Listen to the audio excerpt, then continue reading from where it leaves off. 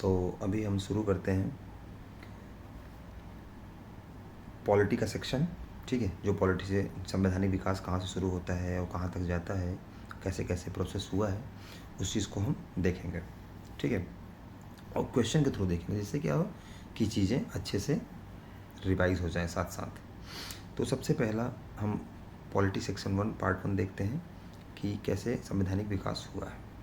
तो सबसे पहला सवाल आता है कि सर्वोच्च न्यायालय की स्थापना का प्रावधान किया गया किस सेक्शन के तहत, किस एक्ट के तहत। तो ये एक्ट था रेगुलेटिंग एक्ट 1773। देखो, एक्ट आया 1773 में, ठीक है, प्रावधान किया गया, बट स्थापना 1774 में की गई। ये थोड़ा बारीकी है, इसको आप याद रखिएगा कि आया था एक्ट 1773 में, लेकिन स्थापना की गई 1774 में। और इसके प्रथम मुख्य न्यायाधीश जो हैं वो एलिजा एम्पे हैं। ठीक है, ये कभी कभी पूछ भी सकता है। इसके CJI जो थे प्रथम मुख्य न्यायाधीश, वो एलिजा एम्पे हैं। अब चलते हैं आगे, नेक्स्ट क्वेश्चन पे चलते हैं। देखो नेक्स्ट क्वेश्चन क्या है। अब देखो, अब यहाँ से आपका इसी में रिवीजन भी हो जाएगा, क्योंकि सवाल रिपीट होते हैं कई बार। अब देखो ARO में आ चुका है 2016 में, सर्वोच्च न्यायालय की स्थापना के संबंध में कौन सा सही है। कलकत्ता में सर्वोच्च न्यायालय की स्थापना 1773 के एक्ट द्वारा की गई, ये सही है। अभी आपने पिछले क्वेश्चन में देखा, तो ये सही है। लेमेस्टर इस न्यायालय के प्रथम मुख्य न्यायाधीश, देखो उसी में एक्सप्लेनेशन हमने पढ़ा कि एलिजा एम्पे हैं, तो लेमेस्टर तो हो ही नहीं सकते, तो ये गलत। तो दूसरा गलत काट दो, पहला सही हो गया। अब देखो आपका रिवीजन हो गया ना, एलिजा एम्पे और 1773, बट प्रावधान हुआ था और स्थापना हुई थी 1774 में। ठीक, अब आते हैं नेक्स्ट क्वेश्चन पे। नेक्स्ट क्वेश्चन भी, ये क्वेश्चन रिपीटेड है, ये PCS 2003 में आ चुका है, और ये क्वेश्चन बहुत बार आता है। मैं आपको बता रहा हूँ, ये क्वेश्चन कई बार रिपीट होते हैं। ये मिलान वाले क्वेश्चन हर जगह आएंगे। अब देखो इसमें क्या है, सर्वोच्च न्यायालय की स्थापना, देखो अभी हमने पढ़ा ना, सर्वोच्च न्यायालय की स्थापना किससे हुआ था। देखो 1773 कहाँ है, ये रहा 1773, रेगुलेटिंग है, कुछ हिंदी में लिख दिया, नियामक अधिनियम। ये हो गया। B51 भी, देखो इसका ऑप्शन इतना ईजी है कि B51 आप देखो तो केवल एक ही ऑप्शन में है, तो आप यहीं से टिक कर सकते हैं। हालांकि हमें और भी जानना चाहिए, मैं ये नहीं कह रहा हूँ, बट आप इससे भी कर सकते थे। अब देखिए और क्या है, बोर्ड ऑफ कंट्रोल, नियंत्रण परिषद जो है, बोर्ड ऑफ कंट्रोल, ये किससे बनता, किस अधिनियम के थ्रू आया था, आपको पता होना चाहिए। ये पिट्स एक्ट के थ्रू आया था, पिट्स इंडिया एक्ट। ठीक है, ये हो गया। उसके बाद आपका इंग्लिश मिशनरियों को भारत में कार्य करने की अनुमति कब दी गई। ये इनको अनुमति कब दी गई थी, इनको दी गई थी चार्टर अधिनियम 1813 में। इनको दिया गया था कि आप यहाँ आके अपने धर्म का प्रचार प्रसार कर सकते हैं। गवर्नर जनरल की परिषद में कानूनी सदस्य की नियुक्ति हुई चार्टर अधिनियम 1833 में। ठीक है, तो ये क्वेश्चन यहाँ हो गया। इसकी एक्सप्लेनेशन को आप देखना है तो एक बार देख लीजिए। एक्सप्लेनेशन में वही सारा चीज़ें दे रखी हैं कि 1773 रेगुलेशन एक्ट से सर्वोच्च न्यायालय, पिट्स इंडिया एक्ट से बोर्ड ऑफ कंट्रोल, और 1813 में इंग्लिश मिशनरियों को कार्य करने की अनुमति दिया गया। 1833 में 1833 में गवर्नर जनरल की परिषद में कानूनी सदस्य की नियुक्ति से संबंधित 1833, एकदम याद रखिए इस चीज़ को। ये भी जान लीजिए, ये चीज़ें रिपीट होने वाली है, कई बार रिपीट होंगी। अभी आप देखिए क्वेश्चन में एक नहीं 5-10 बार रिपीट होंगे। देखो, किसने भारत की अंग्रेजी शिक्षा की नींव रखी, ये बहुत अच्छा क्वेश्चन है, 2018 IAS के प्री में आ चुका है।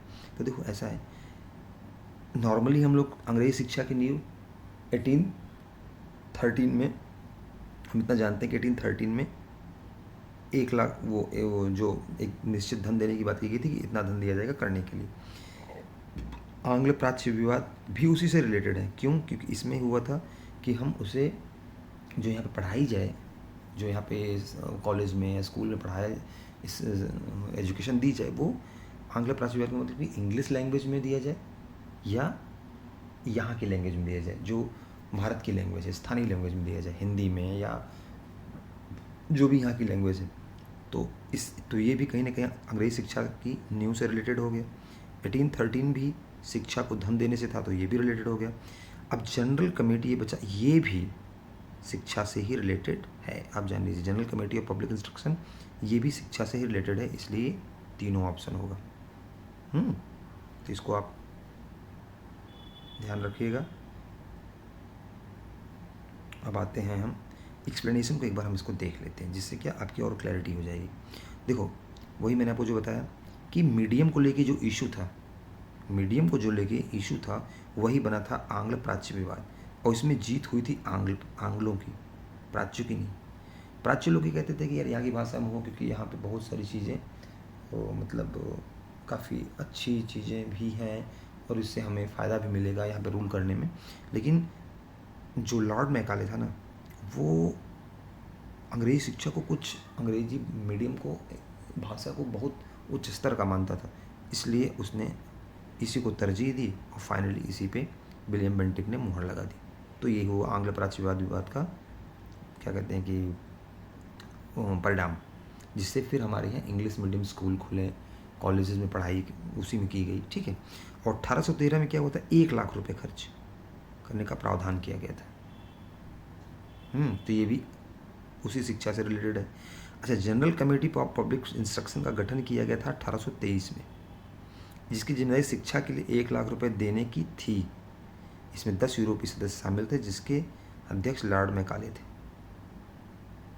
ये वही पब्लिक इंस्ट्रक्शन कमेटी है जो 1 लाख रुपए देने की बात करती है। 1813 में शिक्षा के प्रसार के लिए किया गया था, 1813 में।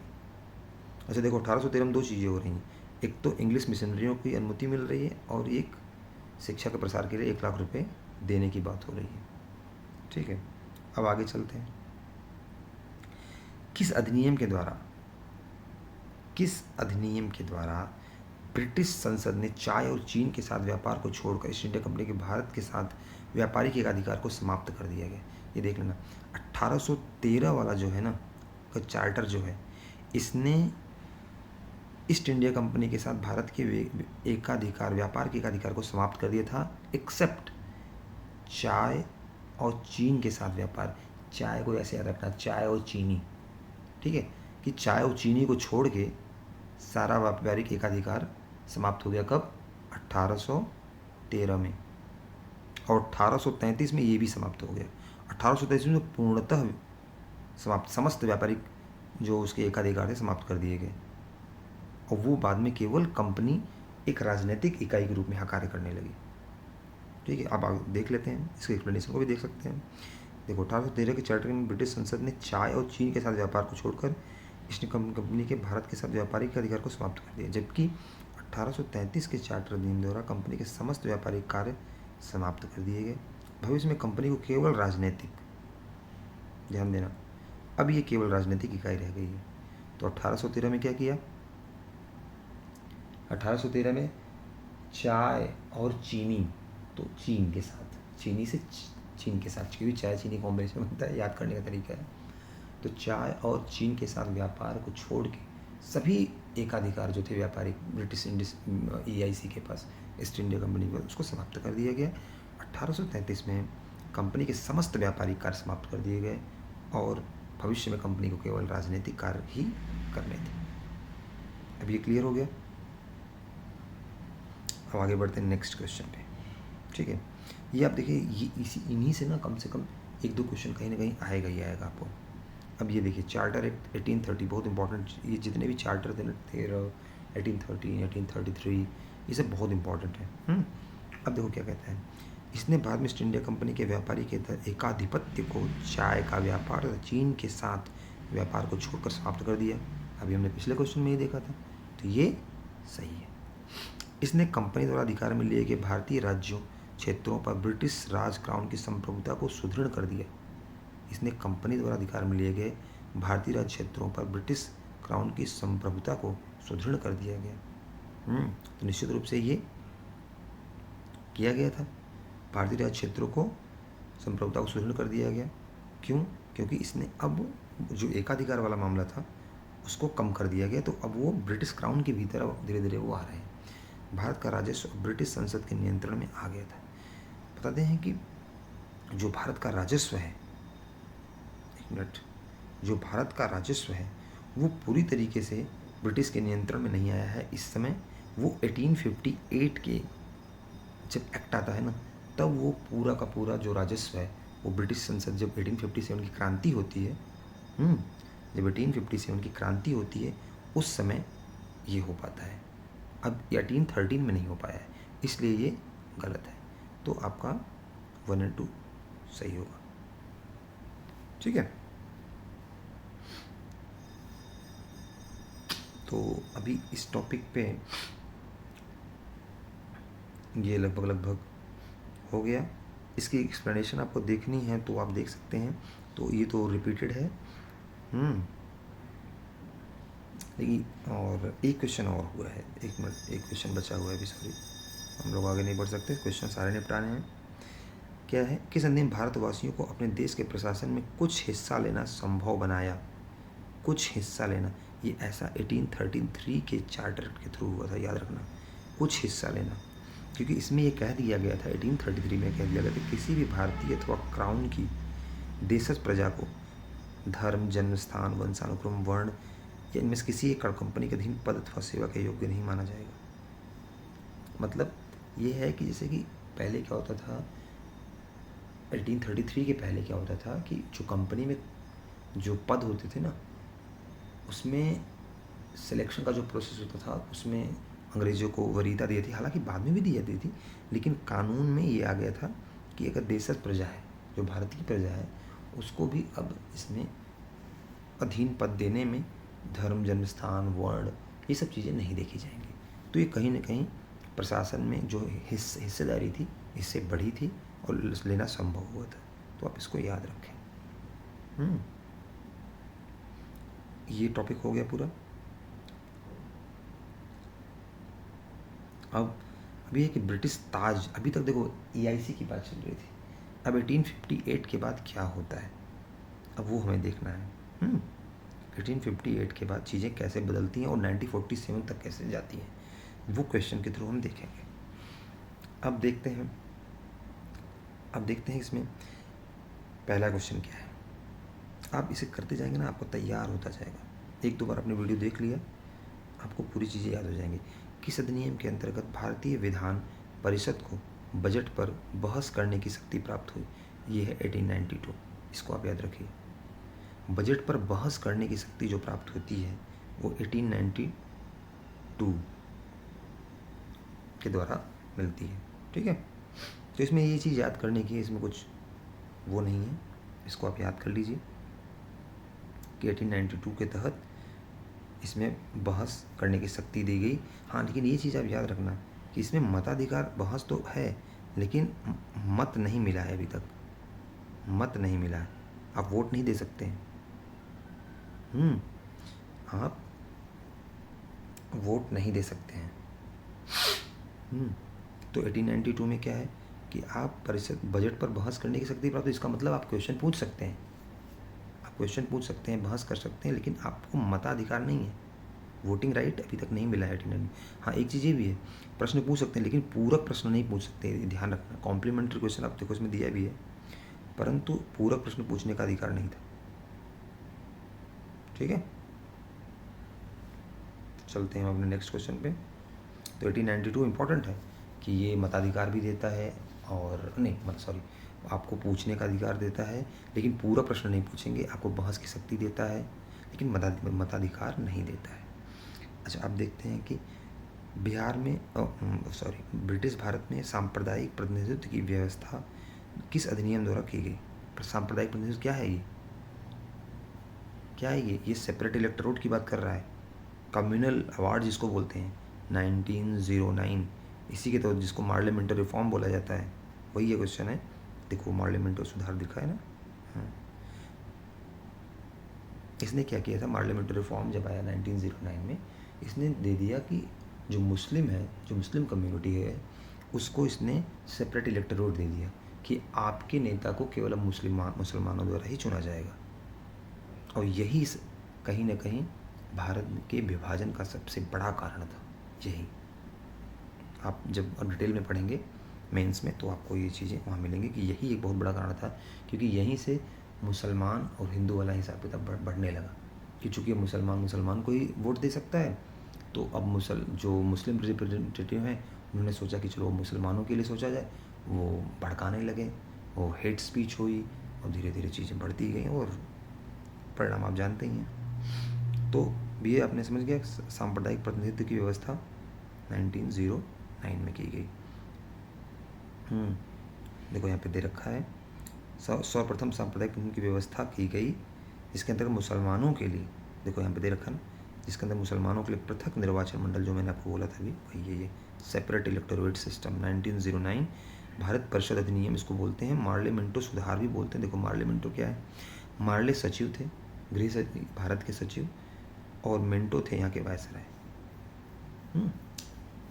तो उन्हीं के नाम पे रखा गया है।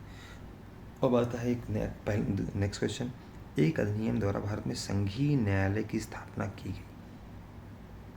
हाँ, एक मिनट, एक संघीय न्यायालय की स्थापना की गई। देखो ऐसा है कि जो संघीय न्यायालय है, जब 1935 का एक्ट आया था ना, जो 1935 का एक्ट आया था, उसके तहत संघीय न्यायालय की बात की गई थी। लेकिन इसमें देखिए आप 1935 कहीं दे रखा है नहीं, तो इसमें डी ऑप्शन हो जाएगा। अब आगे आते हैं, भारत का संघीय न्यायालय, फिर से वही आ गया, भारत का संघीय न्यायालय किस वर्ष में स्थापित। देखो 1935 में एक्ट आया था, तो आप समझ लीजिए कि ये, लेकिन ये इसमें यही एक इम्पॉर्टेंट चीज़ है ये इसका, यही इसका अच्छा क्वेश्चन है, ये है क्योंकि यार आप सोच सकते हो 1930 भारतीय अधिनियम, भारत सरकार अधिनियम 1935 के तहत आप सोच सकते हैं कि संविधान हुआ था, लेकिन ये बना कब था, 1937 में। स्थापित कब हुआ था, 1937 में। और सर मॉरिस क्वेयर इसके प्रथम CJI थे, चीफ जस्टिस थे, आई तो नहीं लगाएंगे, चीफ जस्टिस थे। और ये हुआ कब, स्थापित कब हुआ, स्थापना 1937 में, ध्यान रखना इसको, 1935 का एक्ट है, हाँ, और स्थापित हुआ है 1937 में, स्थापित किया गया 1937 में। पहला ऑप्शन दे रखा है कि आओ तुरंत भिड़ जाओ इसी में और टिक करके निकाल लो, क्योंकि याद सबको ही रहता है, लेकिन यहाँ ध्यान रखना है, जब पहले ऑप्शन कुछ सीधा दे देना तो वहाँ पे सचेत हो जाएगी, अलर्ट हो जाएगी कि यार कोई तो ट्रैप तो नहीं है कोई। अब आगे आते हैं, केंद्र में द्वैत शासन किस अधिनियम के अंतर्गत स्थापित किया गया। अब ये बोल रहा है कि केंद्र में, देखो राज्य में द्वैत शासन जो था ना प्रांतों में, वो 1919 के अंतर्गत था, और केंद्र में हुआ द्वैत शासन 1935 के तहत। तो आप देखिए इसमें केंद्र में द्वैत शासन किस अधिनियम के अंतर्गत किया गया, तो केंद्र में द्वैत शासन कब किया गया, 1935। और राज्य में पूछे तो ये है,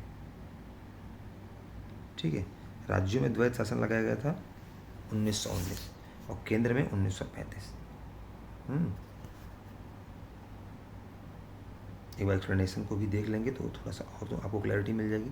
देखो द्वैत का मतलब क्या होता है पता है, द्वैत का मतलब होता है कि जो सूची होती है ना, काम जो विषय हो जिसपे कानून बनाने हैं या क्षेत्राधिकार जो होता है, तो दो चीज़ें होती थी, एक तो काउंसिल ऑफ मिनिस्टर्स को पावर दी जाती थी काम करने की, एक रहता था कि जिसपे गवर्नर या वायसराय अपने पास रखते थे, तो उसी को बोलते हैं क्या कहते हैं, द्वैत शासन। जैसे डुअल कहते हैं ना, डुअल, द्वैत मतलब दो का, तो दो क्या है कि एक भाग तो देखेगा रिजर्व, जैसे रिजर्व है ना, ये तो वायसराय या गवर्नर देखेगा, अगर प्रांत में होगा तो गवर्नर देखा हो, और केंद्र में होगा तो वायसराय, और ये जाएगा ट्रांसफर सब्जेक्ट, ये जाएगा किसके पास, ये जाएगा आपके पास मिनिस्टर्स के पास, जिसमें जिसके भारत के जो नेता लोग थे उनके पास जाता था।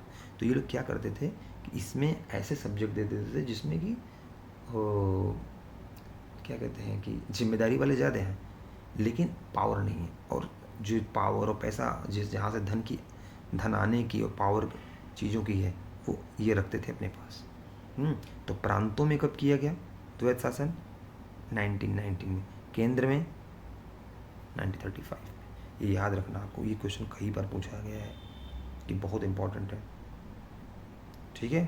तो केंद्र में फिर से देखो, फिर से क्वेश्चन आ गया, केंद्र में द्वैत शासन प्रणाली कब लागू की गई, 1935 कटाप, और 1919 प्रांतों में द्वैत शासन, यह एकदम याद रखिए। अब नेक्स्ट क्वेश्चन आइए देखते हैं। नेक्स्ट क्वेश्चन में अब देखो 1919 का अधिनियम ही पूरा पूछ लिया है। देखो प्रांतों की कार्यकारिणी सरकार में द्वैत शासन की व्यवस्था, देखो 1919 के कौन सी प्रमुख विशेषताएं हैं, ठीक है। अब देखो भी हम जितना पढ़ा है उसी से हम इस क्वेश्चन को सॉल्व करेंगे। प्रांतों की कार्यकारिणी में सरकार में द्वैत शासन की व्यवस्था की गई, द्वैत शासन 1919 प्रांतों में, बिल्कुल सही है, सोचना ही नहीं है। मुसलमानों के लिए पृथक सांप्रदायिक निर्वाचन मंडल की व्यवस्था, गलत। ये 1909 है, अभी हमने पढ़ा है पिछले क्वेश्चन में कि सेपरेट इलेक्टोरेट आया है 1909 मार्लियामेंटो रिफॉर्म। तो दूसरा गलत हो गया, और दूसरा गलत हो गया तो ये गया, ये गया। अब बचा कौन सा? 1 और 3। केंद्र और प्रांतों को विधायनी शक्ति का हस्तांतरण किया गया। तो देखो 1919 भी है जिसमें बोला गया था कि राज्यों में उत्तरदायी सरकार की स्थापना की गई थी। तो उत्तरदायी सरकार का मतलब क्या है? केंद्र ने पहली बार प्रांतों को शक्ति स्थानांतरित की थी। तो ये सही है, इसलिए तीसरा ऑप्शन सही है। आप देखेंगे एक्सप्लेनेशन में यही चीज़ें दी होंगी।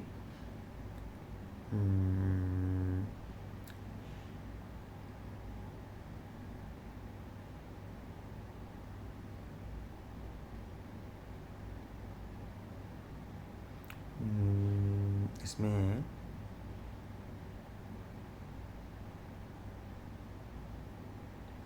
ये वाला ऑप्शन प्रांतों को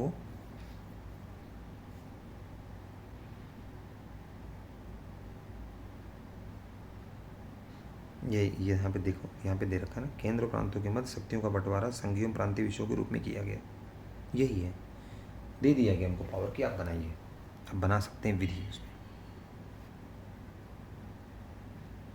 ठीक है। अब इसको थोड़ा जल्दी तेज़ी के साथ चलेंगे तो ज़्यादा जल्दी हो पाएगा। देखिए नेक्स्ट क्वेश्चन देखते हैं, किसने ब्रिटिश भारत में प्रांतीय स्वायत्तता शुरू की? किसने शुरू की?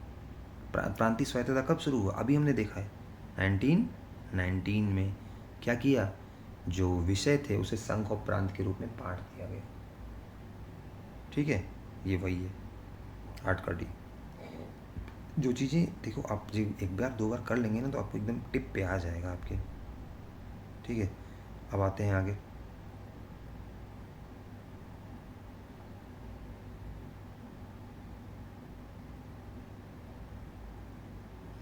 अब आगे क्वेश्चन का आगे, प्रथम बार द्विसदनी व्यवस्था की गई।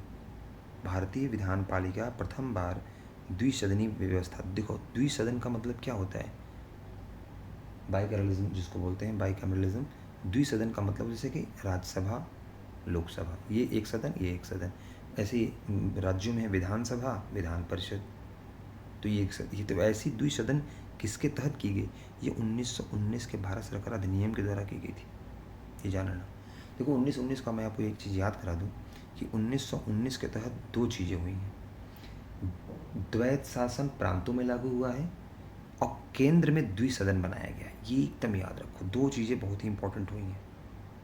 देखो यहाँ लिखा भी हुआ है, केंद्र में द्विसदनी विधान पालिका की स्थापना की गई। ऊपरी सदन राज्य परिषद, काउंसिल ऑफ स्टेट, जिसको आज हम राज्यसभा बोलते हैं। उसके बाद निचले सदन को हम लोकसभा बोलते हैं।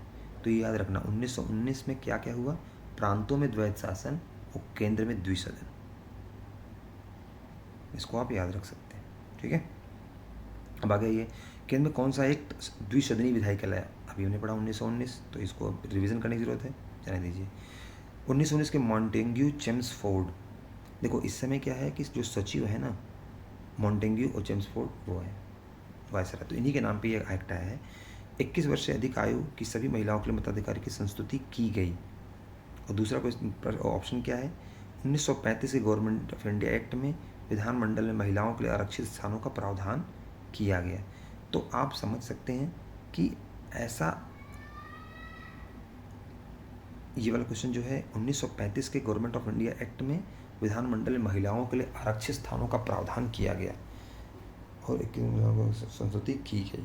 तो हाँ, ये आप समझ लीजिए, ये वाला ऑप्शन ये काफ़ी इम्पॉर्टेंट है। जब आप 1935 का अधिनियम पढ़ेंगे ना तो उसमें ये दे रखा है कि महिलाओं के लिए आरक्षित स्थान का प्रावधान किया गया है। जब डिटेल में पढ़ते तब भी मिलता है, ठीक है। और 1919 के मॉन्टेग्यू चेम्सफोर्ड सुधारों में 21 वर्ष से अधिक आयु के सभी महिलाओं के लिए मताधिकार की संस्तुति की गई। नहीं, ऐसा नहीं है, ऐसा नहीं हो पाया था। क्यों? आप ये देख सकते हैं, सीमित वर्ग तक था, ठीक है। क्योंकि उस समय तक ना सभी वयस्क मताधिकार का कॉन्सेप्ट उस समय 1919 में नहीं आया है। शुरुआती दौर में जो चुनाव हमें मताधिकार मिला है ना, देखिए वो एक सीमित वर्ग की महिलाओं को शिक्षा के बेस पे, धन के बेस पे, ये सब चीज़ों के बेस पे मिलता था मताधिकार। सबको मताधिकार नहीं था शुरुआती दौर में। ये तो जब हमारी संविधान सभा बनी है फिर वयस्क मताधिकार का ये सब चीज़ें लागू किया गया है। तो और 1935 वाला आप देख सकते हैं, 1935 वाले में आप देख लीजिए कि यहाँ पे दे रखा है 1935 के भारत सरकार अधिनियम द्वारा सांप्रदायिक निर्वाचन प्रणाली को विस्तार करते हुए, जो सेपरेट इलेक्टोरेट था उसी को विस्तार करते हुए दलित वर्गों, महिलाओं, श्रमिकों के लिए पृथक निर्वाचन मंडलों का प्रावधान करते हुए विधानमंडल में स्थान आरक्षित किए गए थे। ठीक है ना, तो ये क्लियर हो गया। अब जल्दी थोड़ा तेज़ी के साथ चलते हैं हम लोग। भारतीय सिविल सेवा के संदर्भ में आप ये देखिए, भारत सरकार अधिनियम 1919 में भारतीय सिविल सेवा के लिए एक अलग परीक्षा का प्रावधान किया गया जो भारत में होनी थी 1919 में। तो एकदम करेक्ट है, इसमें कोई डाउट वाली बात ही नहीं है। 1919 में ही भारतीय सिविल सेवा की अलग परीक्षा का प्रावधान किया जो पहली बार भारत में हो रहा था। सिविल सेवा में 1941 में भारतीयों का प्रतिशत यूरोपीय वासियों से अधिक था। यस, लास्ट टाइम अधिक हो गया था, ये सही बात है। और ये बताते हैं यही एक रीज़न भी था अंग्रेज़ों को छोड़ने का। एक रीज़न, एक सभी रीजनों में से एक रीज़न ये भी था क्योंकि अब जो सिविल सेवा में थे वो भारतीयों की अधिकता, प्रभावी संख्या आ गई थी। तो इनको लगता था कि अब हमारा यहाँ पे हिसाब बैठेगा नहीं। तो ये चीज़ हो गई। पहली बार जब सिविल सेवा भारत में हुई तो वो किस अधिनियम के तहत, 1919 के तहत हुआ।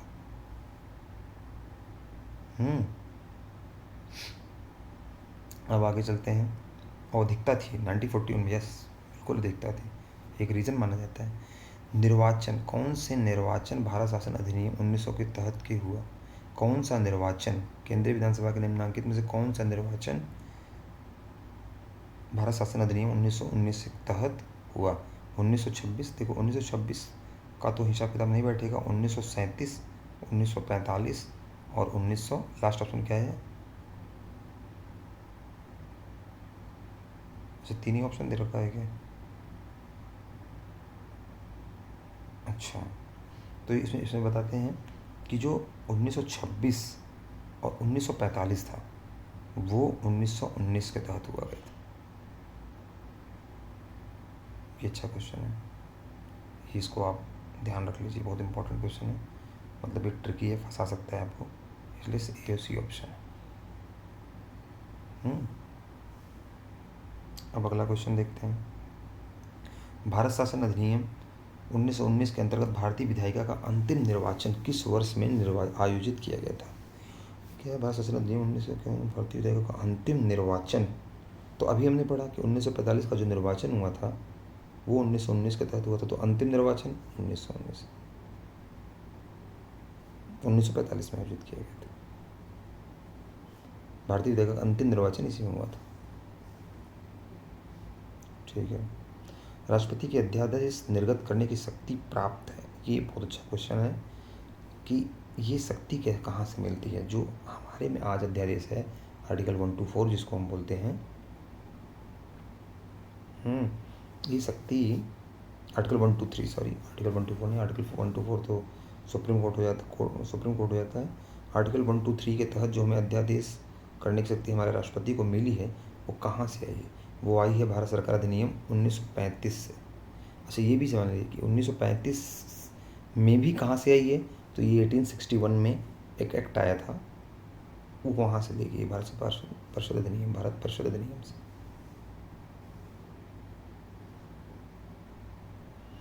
संवैधानिक निरंकुशता का सिद्धांत प्रवृत्त किया गया।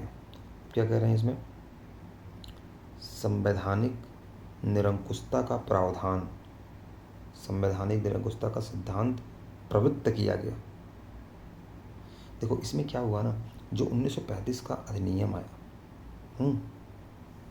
ये बहुत ही विस्तृत अधिनियम था, बहुत ज़्यादा, बहुत बड़ा था। आज ही बोलते हैं कि आज हमारा जो संविधान है उसका 60 से 70% इसी से लिया गया है, इससे प्रभावित है, डायरेक्टली इनडायरेक्टली, कुछ भी कह लें, और काफ़ी कुछ चीज़ें डायरेक्टली वहीं से हैं। तो अब इसमें बहुत ही ये जटिल है, और इसने कहीं ना कहीं चीज़ों को बहुत बड़े स्तर पे लागू किया।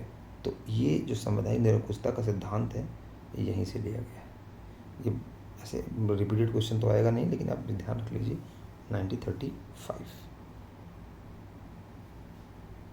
अब आगे आइए, भारत के संविधान में केंद्र और राज्यों के बीच किया गया शक्तियों का विभाजन उल्लिखित योजना। आप बताओ फटाफट, जल्दी बताइए आप। शक्ति का वजन किसकी उल्लिखित योजना पर आधारित है? तो आप ये जो पता है 1935 में संघ सूची राज्य सूची बनाई गई थी, तो क्या ऑप्शन होगा? 35। संघ सूची, राज्य सूची, समवर्ती सूची का आज भी हम पढ़ते नहीं हैं, तो ये उसी समय किया गया है, ध्यान दीजिए इसको।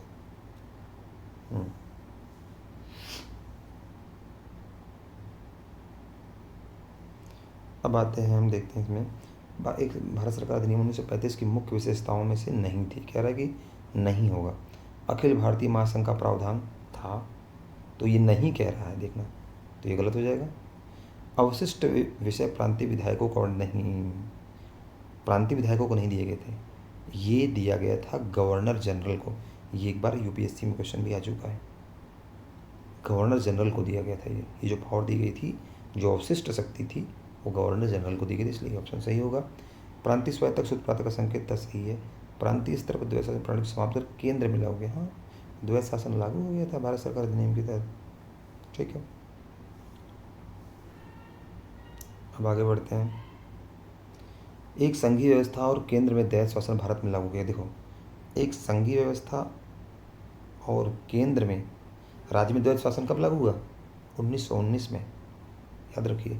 और केंद्र में द्वैत शासन कब लागू हुआ? 1935 में। तो केंद्र में द्वैत शासन लागू हुआ 1935 में, तो सीधा ये 1935 संघीय व्यवस्था, क्योंकि इसमें यूनियन ऑफ इंडिया की बात की गई थी, ठीक है। अखिल भारतीय महासंघ स्थापित करने का प्रावधान 1935 में, ये एकदम एक क्लियर कट याद रहना चाहिए, इसमें कोई डाउट होने की बात ही नहीं। 1935 एकदम याद रखिए। भारत में संघीय शासन की व्यवस्था की स्थापना की गई 1935, ठीक है। भारतीय संघ में अवशिष्ट शक्तियाँ किसको दी? अभी मैंने यहाँ डिस्कस किया था, ये कई बार क्वेश्चन आ चुका है, बहुत अच्छा क्वेश्चन है। अवशिष्ट शक्तियाँ जब 1935 के अधिनियम में अवशिष्ट शक्तियाँ दी गई थी गवर्नर को, प्रांतीय गवर्नर जनरल को।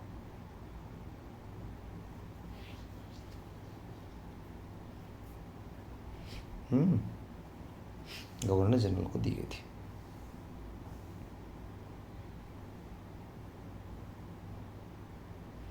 कौन सा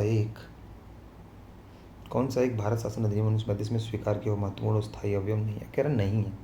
देश के लिए लिखित संविधान, विधानमंडल के निर्वाचित और जवाबदेही प्रतिनिधि, एक संघ की योजना विचार, तो ये तो सही है। तो कह रहा नहीं है, तो ये तो नहीं होगा। विधानमंडल के सरकारी सदस्यों को समावेशित नॉमिनेट किया जाना, ये भी था, तो ये भी नहीं होगा। निर्वाचित जवाबदेही प्रतिनिधि, हाँ प्रतिनिधित्व की बात थी, ठीक है। लेकिन संविधान इसमें नहीं है। लेकिन संविधान की बात वो लोग अंग्रेज़ों ने बात की है जब वर्ल्ड वॉर 2 के बाद की बात है, तो ये बात होती है जब कैबिनेट मिशन, अगस्त प्रस्ताव, ये सब आता है, तब ये बात की जाती है, ठीक है। तो 35 के समय नहीं है ये बात, क्योंकि युद्ध ही 1939 में होता है, तो ये सब 45-46 के समय की बात है। देखिए यहाँ लिखा हुआ है ना, क्रिप्स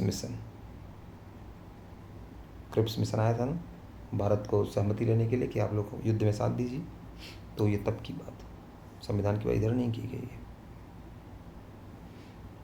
अब आता है question, government of India act क्यों महत्वपूर्ण है, बोल रहा है। मैंने आपको अभी बताया था, शुरू में डिस्कस किया था कि भारतीय संविधान का 60 से 70% वहीं से लिया गया है, तो वाली देखो पहला ऑप्शन ही है, यह भारतीय संविधान का प्रमुख स्रोत है, बस ठीक। भागशून्यता मिली, ऐसा कुछ नहीं है। विभाजन है, कुछ नहीं है। रियासतें समाप्त हुई, ऐसा कुछ नहीं है भाई, ये सब आज़ादी के बाद समाप्त हुई हैं, तो ठीक है। अब आते हैं लास्ट क्वेश्चन। अभी हम लगता है हमने इस टॉपिक को लगभग समाप्त कर दिया है। किस अधिनियम के फलस्वरूप बर्मा को भारत से अलग किया गया? इसको बिल्कुल याद रखिए, 1935 बहुत बड़ा एक एक्ट है। इस बर्मा को इसने अलग कर दिया गया था, और ये हुआ कब? 1937 में। तो अभी तक इस क्लास को यहीं समाप्त करते हैं। फिर अब नेक्स्ट क्लास में हम संविधान सभा का निर्माण कैसे हुआ और उसकी प्रक्रिया क्या रही और उसका परिणाम क्या निकला, उससे रिलेटेड क्वेश्चन सॉल्व करेंगे।